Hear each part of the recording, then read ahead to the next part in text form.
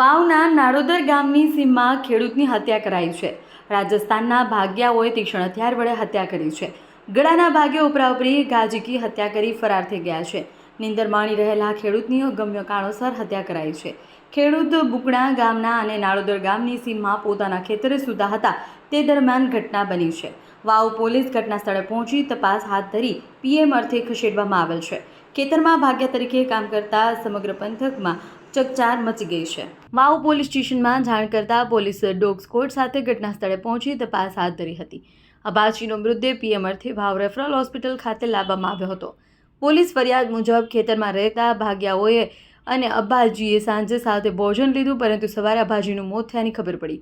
બનાવની માહિતી પરિવારને સવારે મળતા ભાગ્યાઓને પૂછતા રાજસ્થાનના શામળ નામના વ્યક્તિ પર શંકા ગઈ। શંકા એ કારણે ઊભી થઈ કે શામળ ઘટના સ્થળે સમય હાજર ન હતો અને ભાગ્યાએ પણ જણાવ્યું કે રાત્રે અબ્બાજીના ફોનમાંથી કાળુને શામળે ફોન કરી કહ્યું કે એકને પતાવી દીધો છે ને હવે બીજાને પતાવવા ગોઢા જવું છે। આવા પ્રાથમિક તારણો અને શંકાસ્પદ પરિસ્થિતિને ધ્યાનમાં લઈ અબ્બાજીની હત્યા થઈ હોવાની સંભાવનાના આધારે વાવ પોલીસ સ્ટેશન ખાતે ફરિયાદ નોંધાવી આગળની તપાસ હાથ ધરવામાં આવી છે।